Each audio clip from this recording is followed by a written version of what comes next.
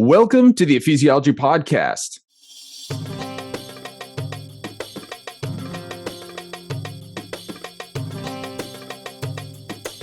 A podcast dedicated to the study of the early Christian movement and its implications for the church today. Today, we're with Michael, our resident ephesiologist, Andrew Johnson, associate pastor at Neartown Church in Houston, Texas, and I'm Matt Till, soon to be in the urban sprawl of the greater Miami, South Florida area. Woohoo! Yeah, we're all coming down. Yeah. And by that, mean we're just sending Matt. I'm going to be there in the winter, so be prepared, brother. Dude, we'll have you. We'll host you. Come on down. Awesome. Come on down. Yeah, our family's making the big move. We're moving from the Midwest and saying goodbye to winter. I did this is a very Midwestern thing, I think, to do if you're moving south. And it was a very bizarre movement. I actually handed off my snow brush for my car. And I gave it to my neighbor and I said, "Would you be so honored to take my snow brush?"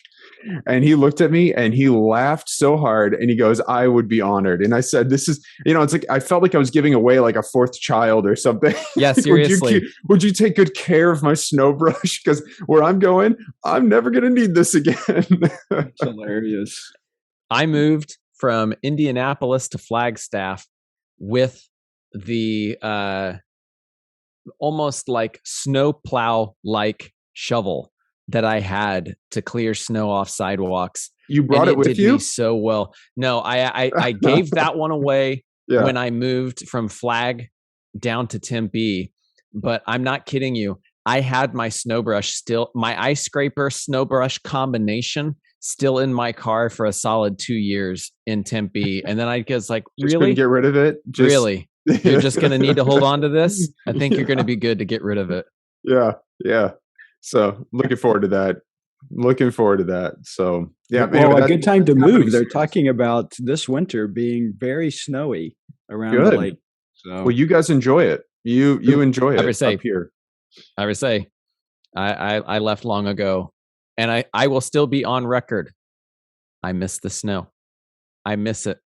So, I'm not antagonistic towards snow. Snow, I love you. Well we've missed it the past couple of years. I mean, we haven't had a white Christmas, I think, in two years, it seems like. So we're looking forward to one this year. I think the white Christmas is a mythology. I don't think it really always exists. The number of years it does, it's just straight out of the playbook of Americana. You know what I mean?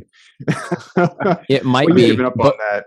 But when it shows up, it's so good. Yeah. I agree. We had a record, I think, in our kids' lives. They've only not seen a white Christmas, I think, 3 times. And so that's, 23 years.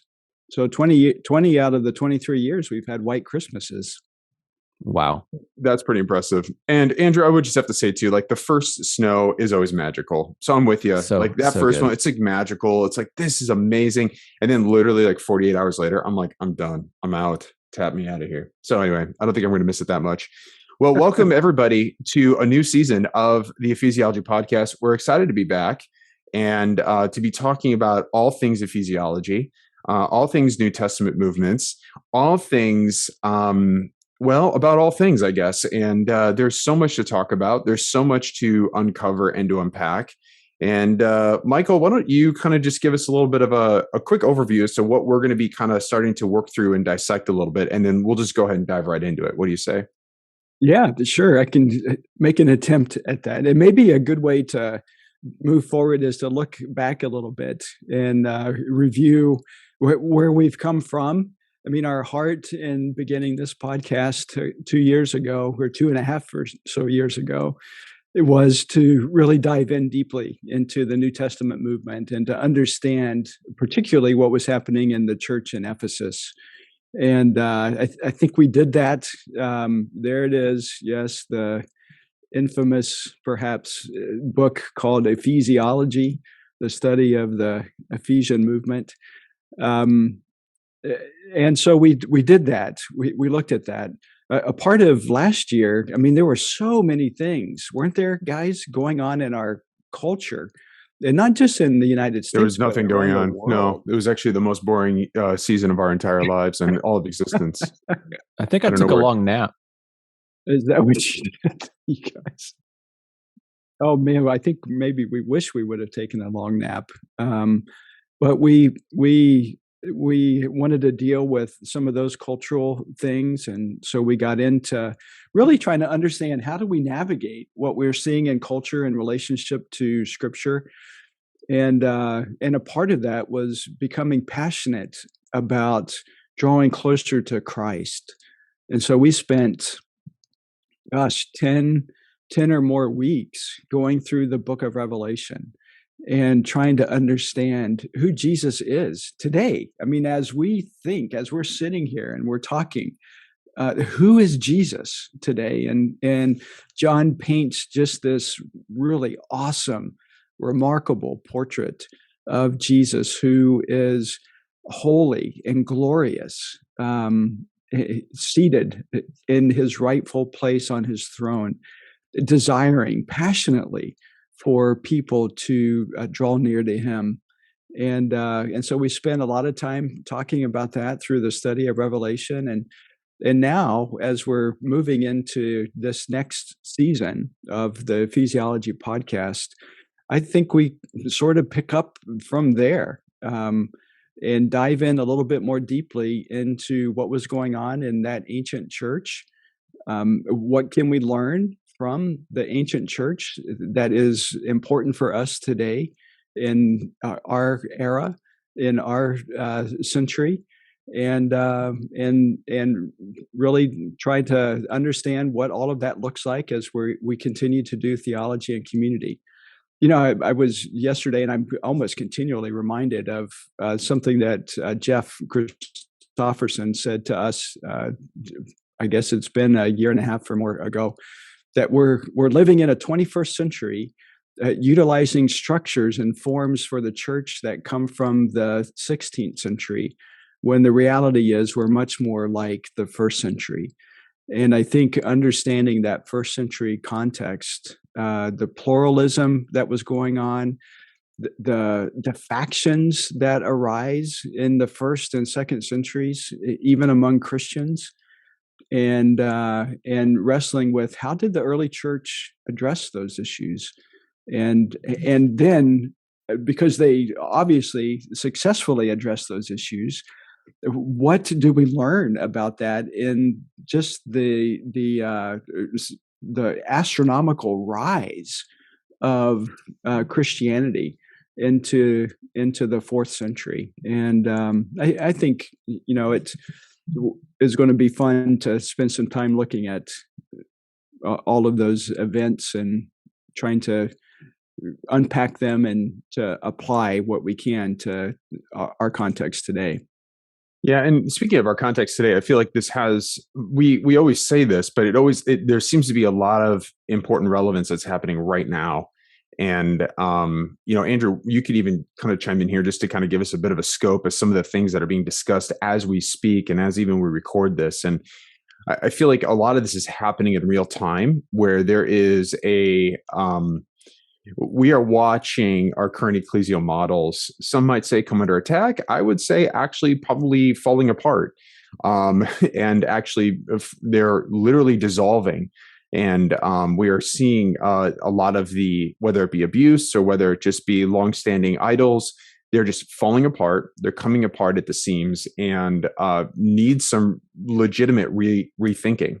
And this is something we've been talking about for a long time. Like you talk to missiologists, like we have here, Michael, but many other people have been talking about this concern of like the church is actually in crisis and we need to be rethinking our models. And it's almost like this, you know, the prophetic voices of the last 2 decades are now like showing like this is actually happening. We're watching so much of what's happening, whether it be in evangelicalism as a whole, Protestantism.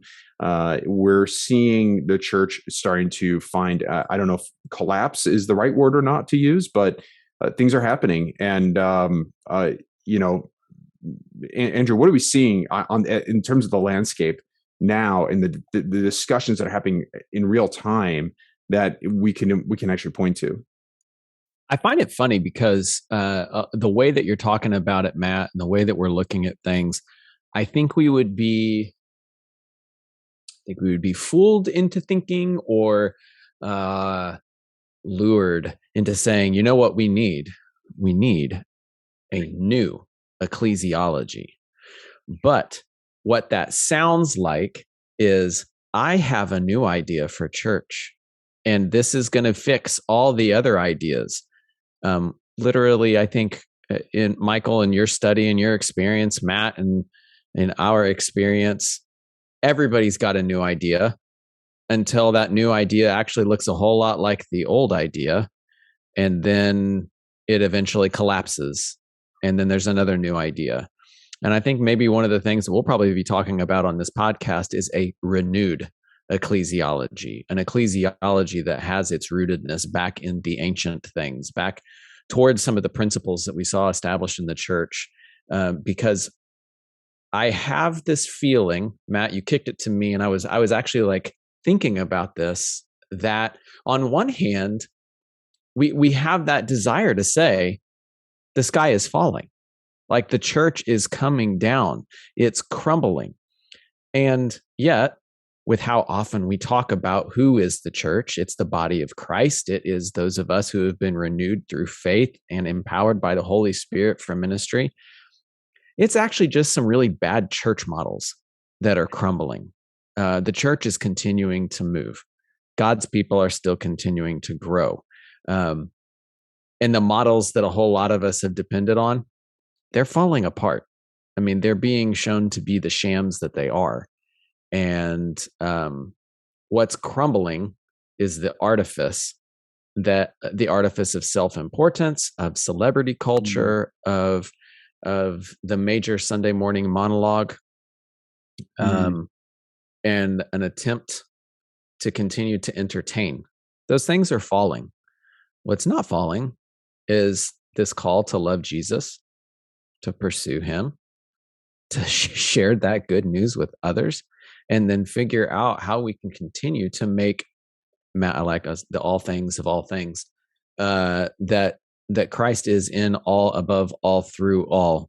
And that's why we exist as a church, and we're still being challenged through all the things that are coming against Christ. So you have one of these things, which we're talking about, the ecclesiology that might be falling, which is the older way of doing church, or what we all think is the successful business way of doing church. The pandemic has shown that to be unsustainable. We have the infiltration of Christian nationalism finding its way into pulpits, into congregations, and it's starting to be rightly called out as anti-gospel. And so we're saying, like, actually, that thing that you held dear, that place that you've held America to, that is like not just subtle idolatry. That is like full life cancer idolatry. And that needs to fall down. The racism that has, in 2020, I think, when I say it hit a fever pitch, it was always there. It just was out in the surface for people to see a bit more readily. And so we are now still dealing with the ramifications, the depth of racism, and what it means for those of us who are in Christ to push those things away and come back under. That's why I use the word renewed, a renewal. There has to be a breaking down of the false artifices and the things that have crept in and said, this is good news, or this is a part of the gospel, to in fact say, no, those are actually heresies. That's Jesus and. That's Jesus and. Pull that away. We need just Jesus. And so I hope in this season of Ephesiology is that through a look back and a look today, that everything is literally changing as we speak, that we are able to still find that rootedness and that cohesion with Christ and what he's calling us to. Mm-hmm. Yeah, I love that, Andrew. I think it's always important for us to remember that Jesus is the builder of the church. And so as we think of the church, the God-ordained body, that is on his mission on earth, that church is not declining. That church is not going to fade away. That is God's church, and that body is being built by him. What we're seeing, as you just elaborated on, is that we're seeing these local entities that are applying different ecclesial methods or visions or whatever, that they're collapsing. And it's interesting. I'm reading a book that I'd recommend to everyone by James Edwards called From Christ to Christianity. Just came out not too long ago. And one of the things that he draws out of his study of the early church is that Christianity had this remarkable ability to adapt to culture while not being captivated by culture. And that was largely its success in the first 75 years of the church. It adapted, but was not captivated by culture. I think what we're seeing in the 21st century is that, yes, we've done well in adapting to culture, but we've also been captivated by culture. And we're seeing that played out. The power struggles that we're seeing in prominent evangelical churches, the fall of personalities in some of these churches, even the power struggles that we're seeing, the manipulation of people, the exploitation of resources. All of these things point to this idea that the church has become captivated with culture and has really lost, in some ways, I think it's lost its, I was going to say lost its soul. I don't want to anthropomorphize what's happening here, but we've certainly lost our passion and vision for God's mission. I would say, Matt, for you, what are you seeing in regards to your vantage point and where God has you in regards to some of these either crumbling institutions or the challenges that we are facing as the church, as we are in the West? We can talk about that a little confidently because we're here. Like, what are you seeing? Well, look, I mean, you've got this new hit podcast that's out right now regarding the fall of Mars Hill. So anyone who's familiar with the name Mark Driscoll, right, is a whole expose on what went wrong with what was by far the fastest growing church and church network and really movement here within the last 2 decades. Within evangelicalism. It was a huge movement that was created through Mark Driscoll's ministry and Mars Hill. You have other things that are taking place. You have another podcast that's been doing an expose on Liberty University and Jerry Falwell. You have another, we've got reports coming out of what's going on up at John Piper's church at Bethlehem Baptist and then their seminary. We've got other, it's just kind of constant what the news that is coming out about systemic abuse, systemic things that have been taking place that has gone unsaid, undealt with. We're dealing with systemic issues. At one point we used to chalk these things up back when these things came out, they used to be chalked up to, well, the person's fallen, they're broken, sin happens, let's move on, right? But at what point can you point to and just simply say, how is it possible that so many big names and so much has been happening around these leaders that gain such large followings that it's becoming quite consistent? And at what point do we stop looking at the individual and putting individual blame and actually begin to look at the systemic issues? And so I think that's where we're starting to realize, maybe we need to be really thinking about this from that systemic approach and that view. What is it about the ecclesial model? What is it about this system that has created this mess? We've been seeing people asking these questions now. You've had so many people for multiple decades beginning to run and walk away from the church. They don't find a home there. They're unsettled with it. coming out of the pandemic, having multiple conversations with people by going, I left my church during the pandemic and I don't plan on going back. And not only I'm not going back to my church, but I'm not going back to a church. I have gone through multiple churches. The pandemic did me in. I'm out. And they haven't walked away from faith, but they've walked away from the organized vision. I mean, I feel like I'm hearing a resurgence of I'm done with organized religion. I mean, how often do we used to hear that for so many years? And I'm hearing that now from evangelicals.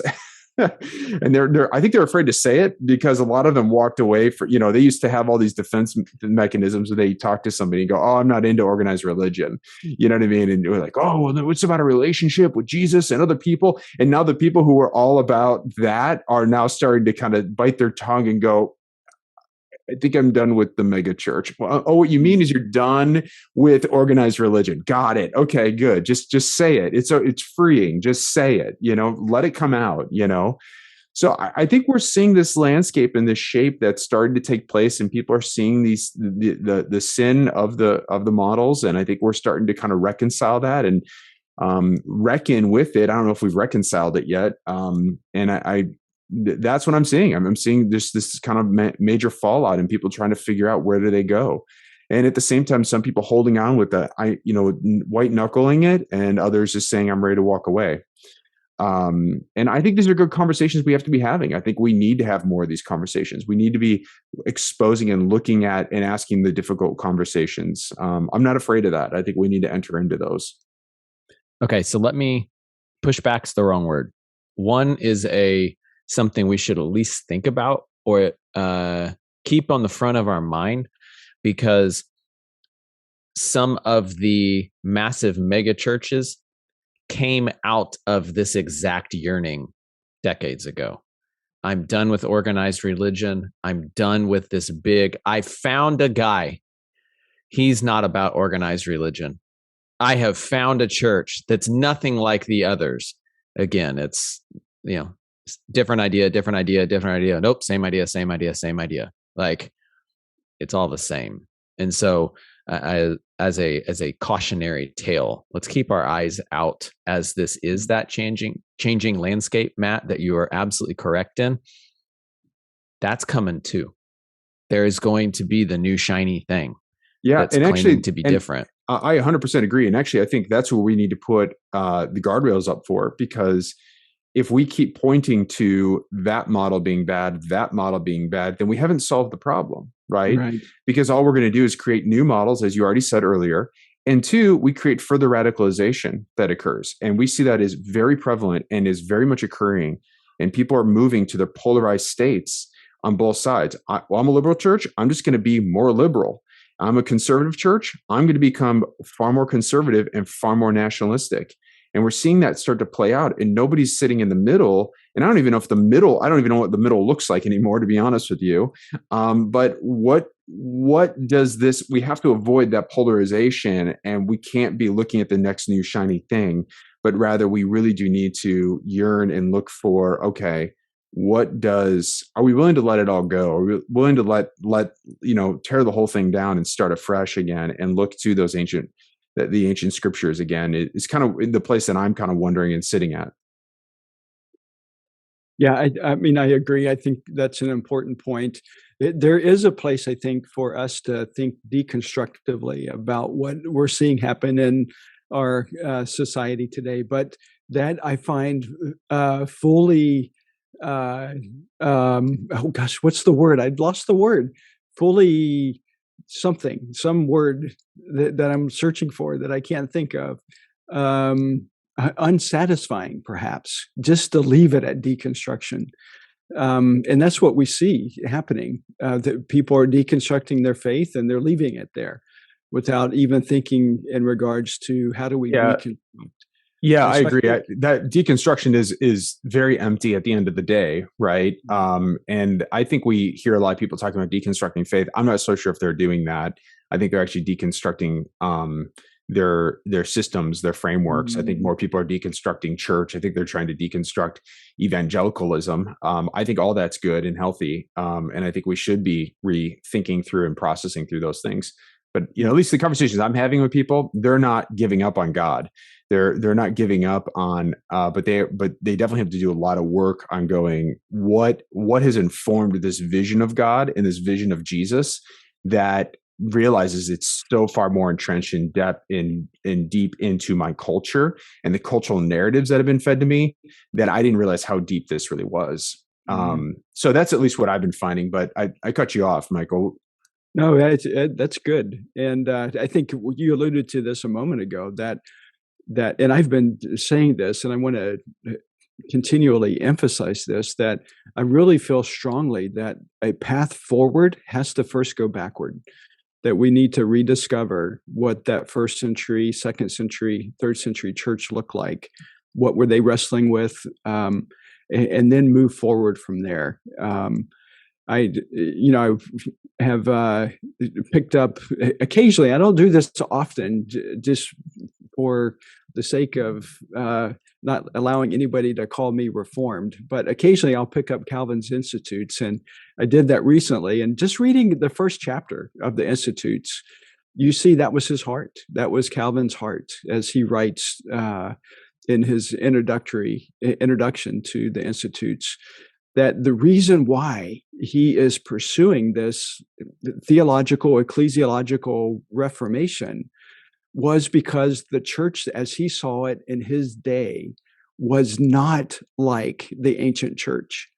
And so just all throughout that introductory chapter, he is going back to the church fathers and saying, look, this is how they did it.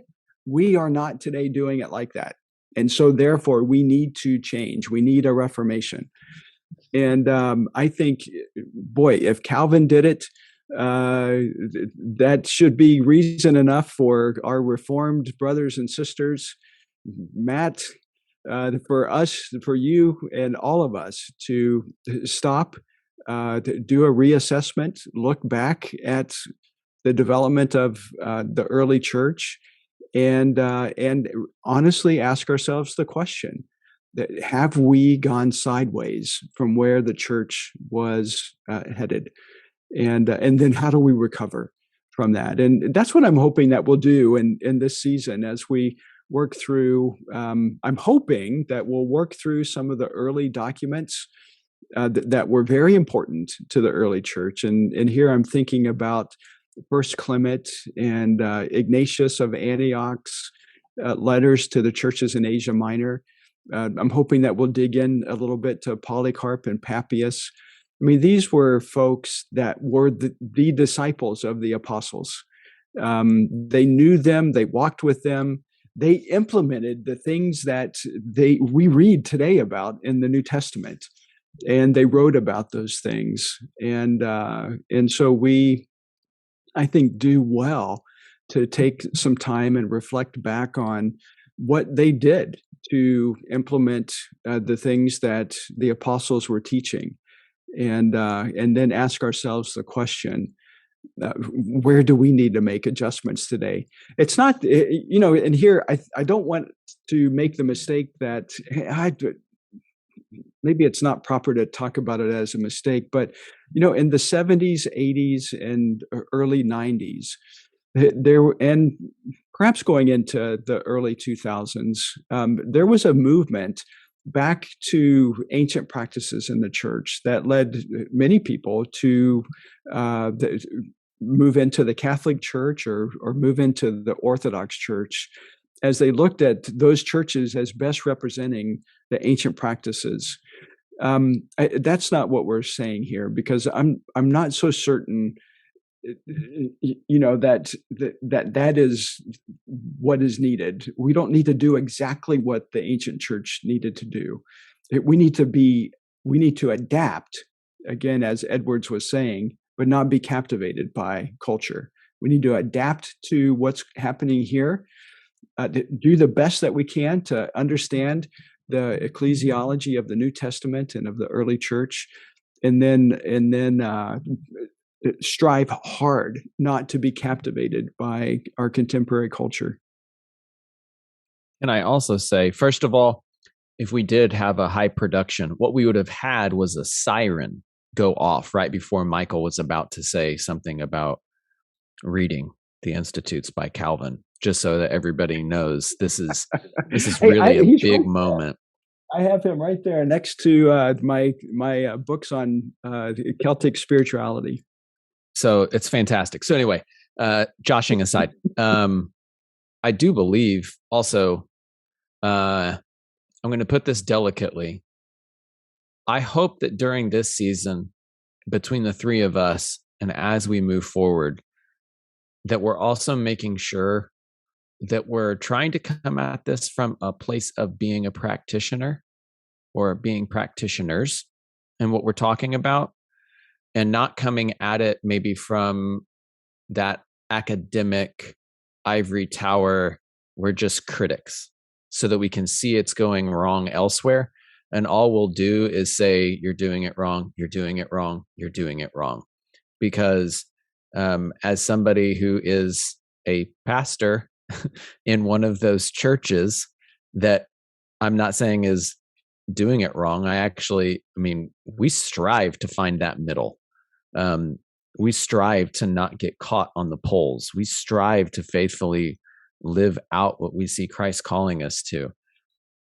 I just want to make sure that we're talking about this in a tone of we are in this together, not y'all suck and you are totally failing. And if you don't change, you are going to be the reason, and that's an us versus them. And I hope that as we talk about those things, that's the tone that we talk about it with. And that is the heart that we lead out, which by the way, I think we have up to now. So I'm not saying that to say that we haven't done that yet, but I think in this new season, that's something I hope that we continue to keep at the forefront.